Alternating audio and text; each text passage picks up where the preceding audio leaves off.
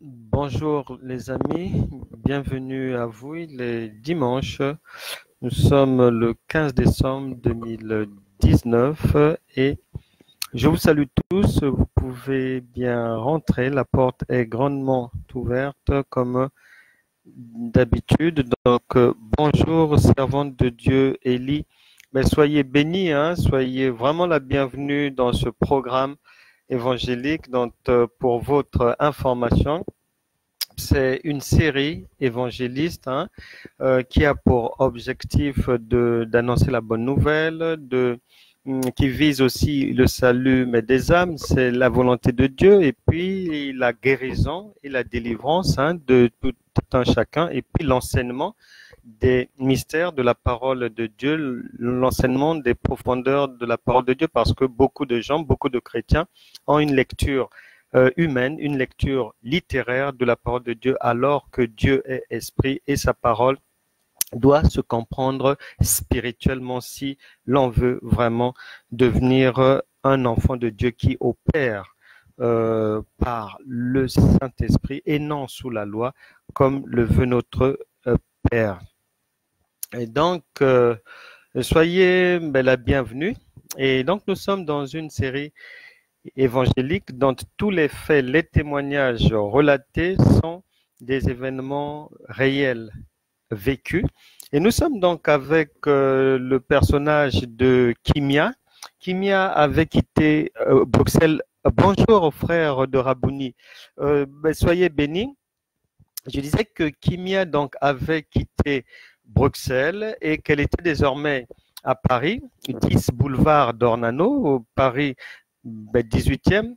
Donc c'est là où elle est actuellement. Elle réside maintenant dans ce 15 mètres carrés que lui a trouvé sa copine après plusieurs années à Bruxelles. Elle est là donc, elle est dans une période de réflexion. Elle réfléchit et là, pour la première fois de sa marche chrétienne, elle a le temps maintenant de méditer la parole de Dieu, de poser des questions à Dieu et d'attendre dans la patience les réponses du Père. Et donc, elle est dans cette réflexion-là, boulevard d'Ornano, et elle poursuit donc son désert provoqué. Hein. Bonjour mon frère Georges, sois béni. Donc Kimia, nous sommes avec Kimia aujourd'hui. Donc elle est chez elle, elle est en train de méditer la parole de Dieu et là-dedans elle découvre les secrets de Dieu, les merveilles de Dieu, elle découvre la bonne parole de Dieu qui donne la vie et beaucoup de passages qu'elle médite. Par là, le Saint-Esprit lui apporte la révélation, lui ouvre les yeux. Et donc, elle se rend compte que au commencement, il est dit que la terre était informe et vide. Il y avait les ténèbres au-dessus de la surface des eaux. Et l'Esprit de Dieu se mouvait par là. Il y avait les ténèbres sur cette terre. C'est l'image de ce que nous sommes lorsque nous ne connaissons pas encore Dieu. Nous sommes dans les ténèbres. Nous sommes ennemis et éloignés de Dieu. Et la Bible dit que l'Esprit de Dieu se mouvait au-dessus des eaux. Ensuite, Dieu dit que la lumière soit. C'est le fait que lorsque nous nous approchons de Dieu, la Bible déclare qu'à tous ceux qui l'ont reçu, Jean chapitre 1 verset 12, évangile de Jean chapitre 1 verset 12, que à tous ceux qui l'ont reçu, la parole a donné le pouvoir de devenir enfant de Dieu. Donc, lorsque Dieu va souffler, va ordonner, va dire que la lumière soit, c'est l'image de notre passage des ténèbres à la lumière, on devient enfant de Dieu. Et on devient enfant de Dieu en acceptant Jésus-Christ comme son Seigneur et Sauveur dans son cœur et en le confessant. Et là, Dieu nous reçoit, nous donne la possibilité maintenant de marcher et d'être l'incarnation de la lumière de Dieu. Et lorsque nos ancêtres Adam et Ève ont péché, lorsqu'ils ont commis cette erreur-là, Dieu, dans son amour, ne s'est pas arrêté là. il ne s'est pas limité, il n'a pas cessé de nous aimer puisque il nous a aimés le premier. Donc, Kimia, qui est dans cette profonde méditation, elle alterne dans son 15 mètres carrés, elle alterne entre méditation de la parole de Dieu et lecture d'ouvrages chrétiens. Et donc là, elle poursuit sa lecture, sa méditation, et découvre que Jésus-Christ est venu pour nous redonner ce que l'on avait perdu par le péché adamique. Donc, il est venu nous racheter par le salut de notre âme. Il est venu pour nous faire passer des ténèbres à la lumière, que la lumière soit. Il est venu pour nous permettre de prendre possession de ce qui nous a déjà donné d'avance. Car la Bible déclare, dans le livre d'Abdias, il y a un seul chapitre sur le livre d'Abdias, au verset 17, il est dit que le salut, donc la délivrance, la guérison, le bien-être sera sur la montagne de Sion. Donc, l'Église sera sur la révélation divine, sera sur la résurrection de Christ. Et Abdias 17 termine le verset 17 en disant que « Et la maison de Jacob, donc vous reprendrez vos possessions, ce que vous aviez perdu avant. » Kimia se rend compte que la venue de Jésus, le fait qu'elle soit devenue enfant de Dieu, lui donne la possibilité de récupérer tout ce qui avait été perdu. Tous les actes de votre vie sont récupérables par la résurrection, par Jésus-Christ, et qui est maintenant en elle, en Kimia, en vous, par la foi, par le Saint-Esprit, en nous, par le Saint-Esprit, et qui manifeste sa présence, sa grandeur, la délivrance, les bénédictions, la guérison par la foi. C'est pour ça qu'en Hébreu, chapitre 11, verset 6, il est dit que sans la foi, on ne peut pas être agréable à Dieu. On ne peut pas être agréable à Dieu. Maintenant, dans cette foi-là, pour être agréable à Dieu, Kimia se rend compte que dans cette foi, il y a plusieurs ingrédients. C'est comme un oignon avec plusieurs couches ou un artichaut. Pour aller le déguster, le manger, il faut enlever certaines couches. Dans cette foi, donc, on trouve la méditation de la parole de Dieu, ce que Kimia ne faisait pas avant. Elle trouve qu'il y a la vie de prière, il y a l'exercice du jeûne, il y a l'obéissance à la parole de Dieu. Dans la foi, elle trouve Galates chapitre 5, verset 22, le fruit de l'esprit, la patience, la maîtrise de soi, la bonté, l'honnêteté, la bienveillance, etc., etc. Dans la foi, on trouve aussi la constance. Que votre oui soit oui, le non soit non. Dans la foi, on trouve aussi l'amour. Et dans la foi, on trouve ce qui va intéresser Kimia. Au moment où on la retrouve dans sa méditation, ce qui va l'intéresser, c'est cet élément de la foi. Elle découvre que le pardon est un élément de la foi.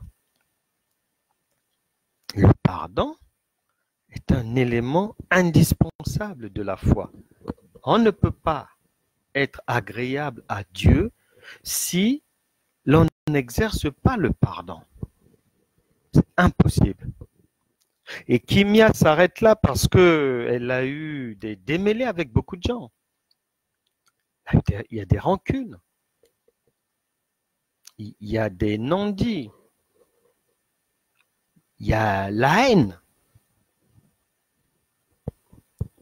Et elle réfléchit. Elle fait ce que Dieu nous demande de faire, là où il nous attend, c'est-à-dire lorsqu'on médite, qu'on puisse réfléchir et examiner notre propre vie. Et c'est ce qu'elle fait. C'est ce qu'elle fait. Et là où elle comprend, là où le Saint-Esprit la convainc que si le pardon n'a pas son existence dans la marche d'une personne chrétienne, sa foi est nulle et non avenue. Elle n'a aucun sens. Aux yeux de Dieu, elle n'existe pas. C'est pour ça que Hébreux, chapitre 12, versets 14 et 15 disent « Recherchez la paix avec tous et la sanctification ». La foi fait partie de la sanctification. Les gens s'arrêtent seulement sur la sanctification du corps. Non, il y a la sanctification du corps, du cœur, de l'âme, de l'esprit, de la bouche, la parole. Recherchez la paix avec tous et la sanctification sans laquelle personne ne verra le Seigneur. Et le verset 15 d'Hébreux 12 dit « Veillez à ce que nul ne se prive de la grâce de Dieu, à ce qu'aucune racine d'amertume poussant des rejetants ne produise du trouble et que plusieurs n'en soient infectés. » Ce n'est pas possible d'obtenir de Dieu, d'être agréable à Dieu, d'avoir la foi authentique, d'honorer le Saint-Esprit et de lui permettre d'opérer en nous, pour nous, à travers nous, d'opérer pour lui sans qu'il n'y ait la foi et dans laquelle l'élément pardon va manquer. Ce n'est pas possible. Donc Kimia se rend compte que sa foi n'était pas celle désirée par Dieu. Elle était chrétienne depuis de longues années, mais elle se rend compte qu'il y avait beaucoup de choses qui manquaient à sa foi. Jacques chapitre 2 verset 10 dit, et Kimia s'en rend compte, dit « Quiconque observe toute la loi, mais pêche contre un seul commandement, devient coupable de tous. » Et Kimia a des rancunes. Elle a eu des problèmes avec les gens. Et donc, elle a, dans son cœur, elle a des nœuds où elle a attaché certaines personnes, fâchées. Et dans la vie, de la même manière que Kimia s'en rend compte, on peut ne pas être agréable à Dieu lorsque on scelle dans son cœur, on garde des souvenirs, mauvais souvenirs, de quelque chose, d'un événement à travers lequel, ou des événements par lesquels l'on a été offensé. Et Kimia, cela remonte en son esprit qu'elle s'est sentie offensée. Et parfois, elle a été ouvertement offensée par certaines personnes. Mais elle se rend compte que Dieu, donc, tient à ce que nous puissions pardonner à ceux qui nous ont offensés.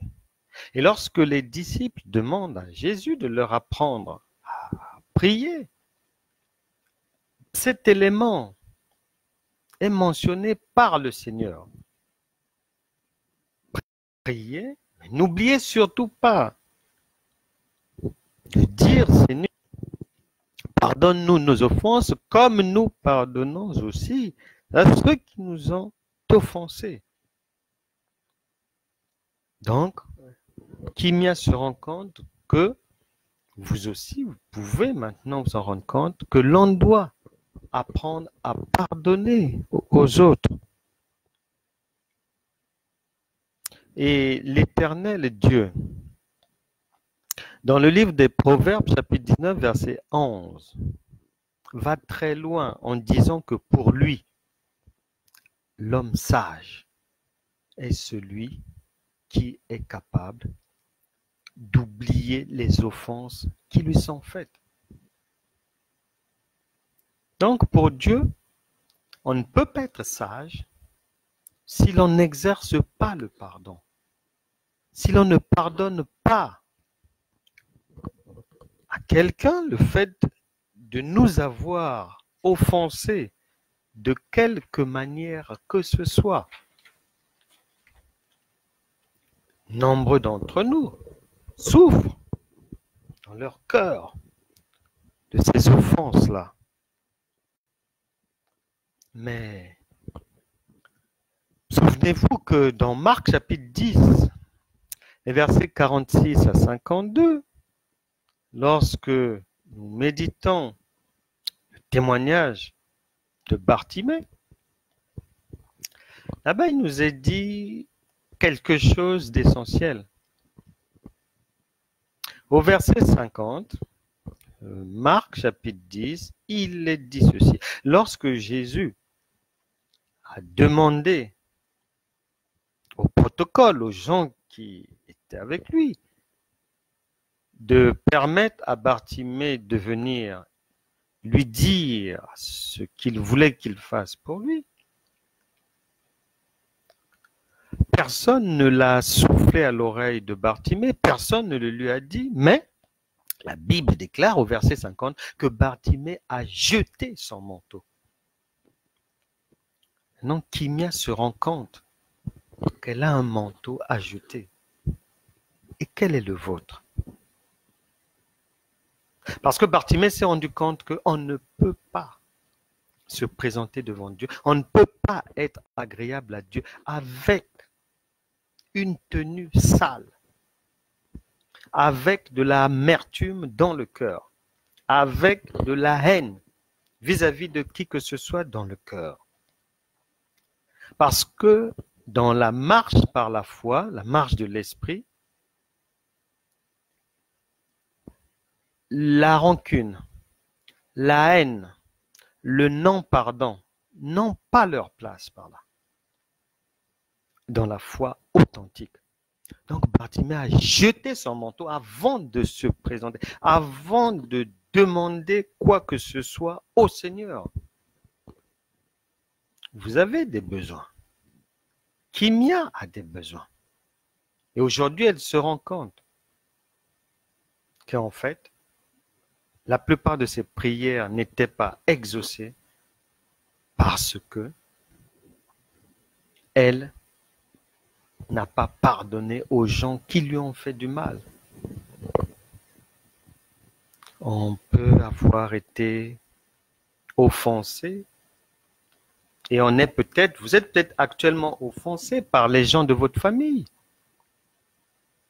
Mais qu'y a-t-il d'étrange ou d'étonnant là-dedans? Ce qui est surprenant chez les chrétiens, c'est que beaucoup, quand quelque chose arrive, ils crient sur les toits, hurlent avec les loups, sont comme surpris, vont raconter les choses, frappent à toutes les portes, leur téléphone ne se repose plus, ils n'accordent plus du repos à leur téléphone, alors que Jésus a dit non. Vous aurez des tribulations dans ce monde, mais tranquillisez-vous, prenez courage.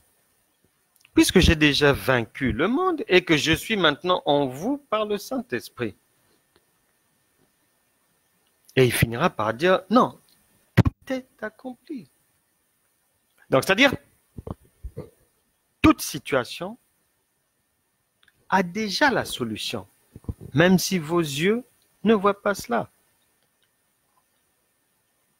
Mais les gens ont du mal avec ça. Et le Seigneur nous a encore avertis. Il n'y a pas d'étonnement à avoir lorsqu'on est trahi par un proche, trahi par un parent, trahi par quelqu'un qu'on a aidé. Il n'y a pas de surprise là-dedans, puisque Matthieu chapitre 10, verset 36 dit que l'homme aura pour ennemi les gens de sa maison. On peut être trahi, on peut être offensé par les gens de la famille, mais le Seigneur veut qu'on pardonne. Et c'est ce que Kimia comprend, elle qui a eu des problèmes avec 2 de ses tantes. Elle a eu des problèmes avec l'un de ses frères. Il y a eu de mauvaises phrases qui ont été échangées, des injures, des noms d'oiseaux. Parfois, ils ont failli en venir aux mains. Il y a eu les tribunaux. Hormis la famille, on peut être déçu, offensé aussi par les gens sur le lieu de travail, par des collègues, par des collaborateurs dans le ministère. On peut avoir été trahi, mais ce n'est pas étonnant puisque notre Seigneur et Sauveur Jésus-Christ, son collaborateur Judas Iscariote l'a trahi. Mais Jésus a pardonné puisqu'il est venu pour ramasser tous nos péchés, pour ramasser vos péchés, pour vous enlever les iniquités. Kimia comprend cela. Kimia comprend cela. Et Jésus-Christ va nous apprendre quelque chose de fondamental, de très important. Très, très important. Et c'est maintenant seulement que Kimia comprend ces vérités divines, cette dynamite de Dieu, ces révélations qui propulsent la vie. Marc chapitre 11, verset 24, il est dit ceci. Tout ce que vous demanderez en priant, croyez que vous l'avez reçu et vous le verrez s'accomplir. Donc le Saint-Esprit dit non, il n'y a pas de problème avec l'exaucement de vos prières. Là n'est pas le problème. Le ciel n'a pas de problème avec ça. Le royaume de Dieu a toutes les ressources du monde pour accompagner l'homme dans sa marche terrestre, pour la réussir. Mais, verset 25, si vous avez quelque chose contre quelqu'un, pardonnez, afin que votre Père qui est dans les cieux vous pardonne aussi vos offenses. Mais si vous ne pardonnez pas, votre Père qui est dans les cieux ne vous pardonnera pas non plus vos offenses. Parce que la foi, la marche avec Christ, par l'Esprit de Dieu, par le Saint-Esprit, c'est le rendez-vous du donner et du recevoir. Vous devez faire le don du pardon à l'autre, à tous ceux qui vous ont offensé, que ce soit des amis. Et Kimia, sans s'en rendre compte, en quittant Bruxelles, avait déjà pardonné à Mado, puisqu'elle avait tout compte fait compris que l'attitude de Mado, qui lui avait humainement fait du mal, le comportement désagréable de Mado,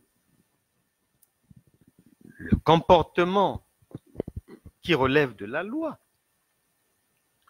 avait emmené Kimia à avoir la révélation de Dieu, à comprendre qu'elle n'avait pas à rester, à demeurer à Bruxelles, mais il fallait qu'elle retourne, qu'elle reparte à Paris, là où le Seigneur, plusieurs années auparavant, dans un songe, lui avait fait comprendre qu'elle ne devait pas quitter Paris.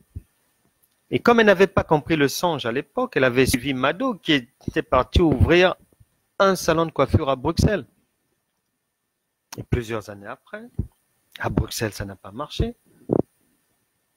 Et pendant sa méditation, le Saint-Esprit lui révèle que non, tu n'avais pas à quitter Paris, fallait rester à Paris. Ton rendez-vous divin, c'était à Paris et non à Bruxelles. Donc, elle comprend ces choses. Donc, elle avait déjà pardonné à Mado, puisque elle s'était dit, mais en fait, c'est un mal pour un bien.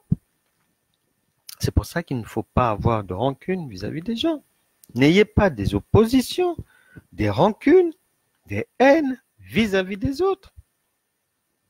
Il ne faut pas. Apprenez à pardonner.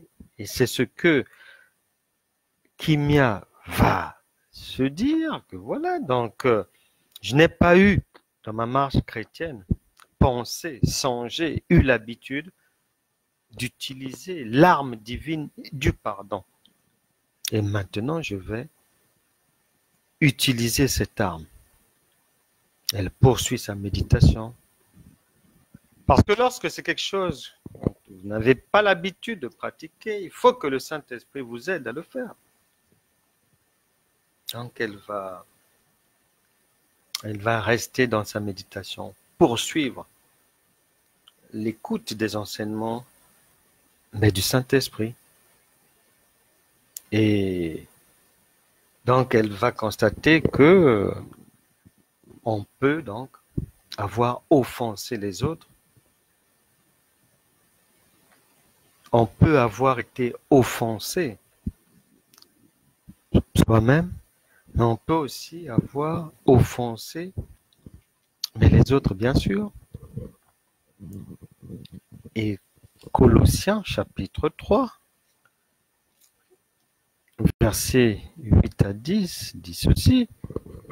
Mais maintenant, comme maintenant que Kimia est devenu enfant de Dieu, que vous êtes devenu enfant de Dieu, renoncez à toutes ces choses, à la colère, à l'animosité, à la méchanceté, à la calomnie, aux paroles déshonnêtes qui pourraient sortir de votre bouche. Et donc, lorsqu'on a revêtu l'homme nouveau, on doit se tenir à l'écart de toutes ces choses par lesquelles l'homme charnel marche. Les gens de ce monde marchent. Donc, on peut avoir été offensé, mais avoir aussi offensé les autres, mais de plusieurs manières. On peut offenser de plusieurs manières. Par des écrits, par des faits, des gestes, par des paroles, des regards. Donc, il y a beaucoup de choses qui font que on peut faire du mal à autrui et l'autre aussi peut nous faire du mal. Et lorsqu'on a offensé l'autre, on doit bien veiller aussi à cela parce que souvent, comme qu'il y a beaucoup de gens, ne relient pas beaucoup de maillons indispensables à la marche chrétienne.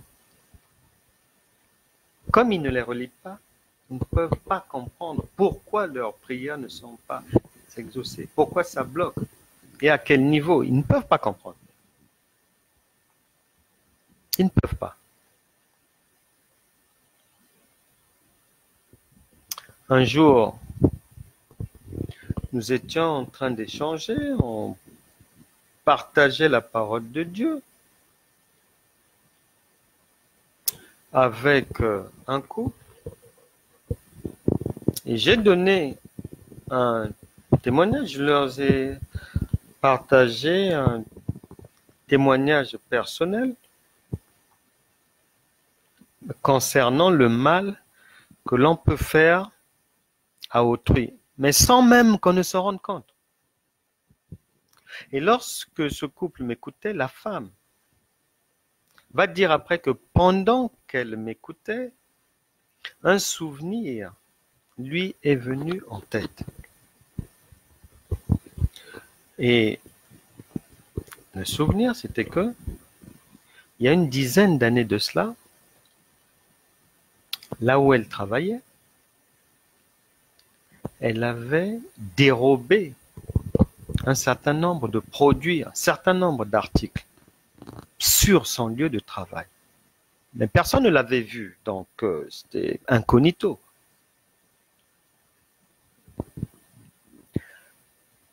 À cet endroit-là, plus tard, elle n'y travaillait plus. Les années sont passées, donc le jour où nous étions en train de partager la parole de Dieu, j'ai partagé un témoignage qui a ramené dans son esprit un souvenir et elle va dire que est venu dans son esprit le souvenir en question des affaires, des produits qu'elle avait dérobés sur son lieu de travail. Au moment où nous étions en train d'échanger, ça faisait un bon moment que cette femme était au chômage. Et ça faisait plusieurs années qu'elle alternait période de chômage et puis job précaire de courte durée. Et lorsque elle m'a entendu, lorsqu'elle a exposé son souvenir, je lui ai dit qu'il fallait qu'elle fasse une démarche pour demander pardon à son employeur. Pour aller vite, elle va, les jours qui ont suivi, elle va faire un courrier pour relater ces faits de vol qu'elle avait commis sur ce lieu de travail-là. Donc, elle envoie le courrier et le responsable reçoit le courrier. Bon, déjà, dans ce monde, les gens ne sont pas habitués à l'honnêteté, donc j'étais surpris. Et tellement surpris que, bon, le responsable accepte cette repentance et tout. On est content. Et la chose qui va arriver, c'est qu'à partir du moment où cette dame a fait cette démarche,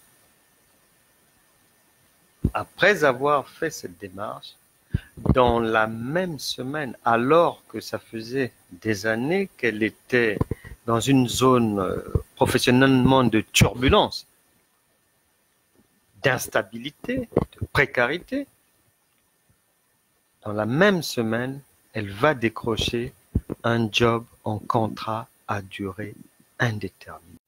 Voilà la puissance du pardon. Elle a reconnu avoir commis quelque chose de mauvais. Pour pardonner, le pardon ne marche pas seulement en fonction des injures, hein? Ah non. Que ce soit le vol, les injures, de mauvais écrits, avoir dérobé le bien d'autrui, usurpé l'héritage d'autrui, les documents, usurper l'identité d'autrui, etc., etc. La liste est longue. Mais le Saint-Esprit voudrait que chacun puisse s'examiner afin de pouvoir accepter le pardon d'autrui lorsqu'il le faut et demander pardon aussi à autrui lorsque l'on reconnaît avoir mal agi, même si les années sont passées, même si on avait oublié, même si la personne ou les personnes offensées ne sont plus maîtres de ce monde, mais le pardon doit être demandé auprès de leurs enfants, auprès des épouses, auprès de leurs proches, obligatoirement, pour que le cœur de Dieu soit satisfait de nous. Et c'est ce que Kimia comprend. Elle pousse sa lecture.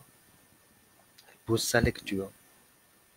Elle se rend compte qu'en Matthieu, chapitre 5, verset 8, le Seigneur dit que heureux ceux qui ont un cœur pur, un cœur dans lequel il n'y a pas de haine contre qui que ce soit, un cœur dans lequel il y a une absence totale de rancune, un cœur dans lequel la diffamation n'a pas sa place, un cœur dans lequel la vengeance n'a pas lieu, un cœur débarrassé du non-pardon, etc., etc. Heureux ceux qui ont un cœur pur, car ils verront Dieu. Il y a une condition. La foi, la réussite, la victoire, le triomphe par la foi est conditionnel. Il y a quand même des critères à remplir pour être agréable à Dieu et puis avoir la victoire gagnée par Christ, être bénéfique pour nous aussi. Donc on peut avoir offensé autrui, on peut avoir été offensé par quelqu'un ou par des gens, mais des fois, la sagesse de Dieu, et Kimia va l'apprendre dans sa méditation de la parole, elle est toujours chez elle, va apprendre quelque chose de fondamental. Que des fois, par sagesse, Dieu peut nous demander d'aller demander pardon, même là où nous n'avons commis aucune erreur. Parce que les gens nous enchaînent dans leur cœur. Et Kimia, qui a eu quelques démêlés avec les gens, des échanges de paroles, sait. Elle comprend maintenant mieux qu'il y a des gens qui l'ont enchaîné dans leur cœur, qui lui en veulent, même pour des choses qu'elle n'a pas eu à faire. Et c'est peut-être votre cas. Il y a des gens qui vous en veulent. Vous n'avez rien fait. Ils pensent que vous aviez dit ça. Vous aviez fait ça. Mais votre cœur sait que vous n'avez rien à voir là-dedans. Mais même dans ces conditions, le Saint-Esprit voudrait que vous fassiez, même ne fût-ce que par pur formalisme, le geste du pardon, d'une demande de pardon, pour que cette personne vous libère son cœur. La foi marche aussi avec la sagesse. La Bible déclare que si vous souffrez pour ce que vous avez fait, il n'y a aucune gloire là-dedans. Mais par contre, si vous souffrez pour ce que vous n'avez pas fait, c'est là où il y a la gloire. Jésus-Christ est venu, il s'est sacrifié pour nous, lui qui n'avait commis aucun péché. Il a pris tous nos péchés, toutes nos bêtises sur lui, alors qu'il n'avait rien fait. Et il est maintenant en nous par le Saint-Esprit. Et il nous demande d'agir de la même manière, de la sorte. Et le cœur de Dieu nous est reconnaissant lorsque nous demandons pardon, même pour des choses dans lesquelles on n'a rien à faire là-dedans. Mais comme les gens pensent que on était là, qu'on avait vu, qu'on avait dit, que Kimia avait parlé, que c'est elle qui avait pris. Bon. Elle comprend que il faut seulement aller, même pour la forme, demander pardon, parce que sans cela, la santé peut rencontrer des problèmes. La destinée peut être ralentie. Les affaires peuvent être bloquées. Le mariage, rencontrer des tempêtes. Les études, on peut échouer dans les études. Beaucoup de domaines de la vie vraiment peuvent rester sans succès tant qu'il n'y a pas une démarche pour demander pardon. ou accepter le pardon d'autrui, même lorsque l'on est innocent dans une affaire dans laquelle on a mêlé notre nom. Je termine par ici. J'avais suivi le témoignage d'un homme de Dieu. Il avait été chassé de la maison de ses parents, par ses parents, lorsqu'il était âgé de 8 ans. C'était en Afrique. Il était accusé de sorcellerie, comme étant un enfant sorcier. Donc à 8 ans, ses parents l'ont mis à la rue, au prétexte qu'il était diabolique. Et donc, il va vivre, il va passer toute la vie dans la rue, dormant dans des marchés, allant de bidonville en bidonville, ayant grandi dans des groupes de jeunes, drogués, dans la violence, etc., etc. La parole, les paroles prononcées par ses parents lorsqu'il avait chassé à l'âge de 8 ans, disant qu'il était un enfant démoniaque, un enfant sorcier. Mais ces paroles-là, il dira, lorsqu'il rendait témoignage, que ces paroles-là l'ont suivi toute sa vie durant, parce que partout là où il est passé, à chaque fois, après une certaine période, on le chassait d'un groupe, on l'excluait quelque part, on lui refusait l'hébergement au prétexte qu'il était sorcier. Donc la vie va être pénible pour cet homme de Dieu. 40 années passent depuis qu'il avait été chassé de ses parents, de chez ses parents.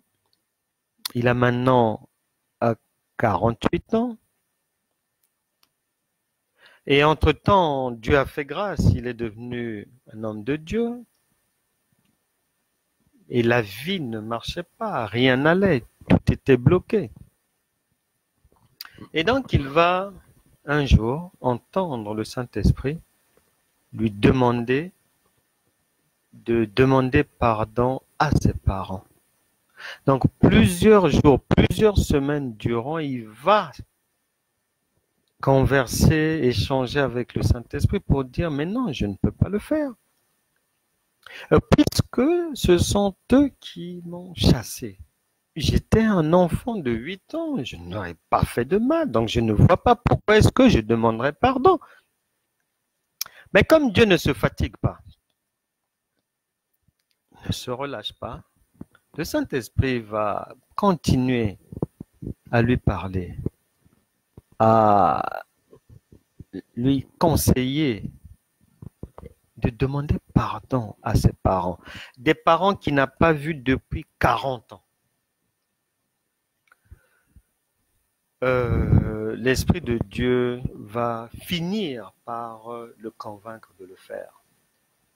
Il rédige une lettre qu'il envoie à son père. Il s'était renseigné. Ses parents vivaient maintenant très, très, très, très loin. À l'époque, les communications n'étaient pas vraiment ce qu'elles sont aujourd'hui, les moyens de communication. Donc, pour arriver là où se trouvait son père, la lettre mettra 3 mois. Et c'est plusieurs mois après qu'il recevra la réponse de son père. Et il dira que le jour où il avait reçu la lettre de son père, non seulement son père, dans sa réponse, va lui dire qu'il acceptait sa demande de pardon, mais que son père lui demandait aussi pardon pour l'avoir chassé de la maison à l'âge de 8 ans. Et il dira qu'à partir de ce jour-là, il y a eu dans sa vie un avant et un après.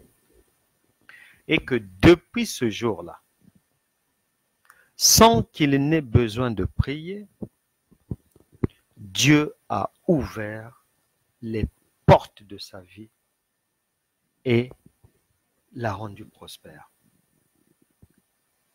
Que Dieu vous bénisse abondamment. Kimia a compris l'importance du pardon. Elle est dans cette méditation profonde. Elle découvre des vérités bibliques, des vérités spirituelles qu'elle ignorait. C'est pour ça que Dieu a dit qu'il pleure parce que son peuple est détruit faute de connaissance. Et tant qu'il n'y a pas la connaissance, tant qu'il n'y a pas la révélation divine, on ne peut pas marcher dans la victoire, c'est pas possible. Puisque la foi marche également avec la révélation divine. La révélation divine est un élément moteur de la foi. C'est pour ça qu'il faut méditer la parole. Et Kimia comprend cela, elle va persévérer, elle va encore prendre quelques jours de méditation de la parole de Dieu. Elle a déjà acté qu'au sortir de sa méditation, elle ira demander pardon à certaines personnes et elle appellera d'autres personnes pour leur accorder son pardon. Elle a compris cela. Et j'espère qu'il en est également de même pour vous par la volonté du Saint-Esprit. Nous laissons Kimia dans sa méditation. Elle est toujours chez elle. 10 boulevard d'Ornano, Paris, 18e. On la laisse au calme. Nous nous retrouverons demain à 13h. Que Dieu vous bénisse tous. Je vous embrasse tous. Excellente fin de journée pour certains. Bon début de soirée pour d'autres. Bonne journée. Mais pour d'autres, que Dieu vous bénisse abondamment et le Saint-Esprit, je sais, poursuivra son œuvre pour convaincre chacun de jour comme de nuit de la justice, du péché et du jugement. À demain, 13h.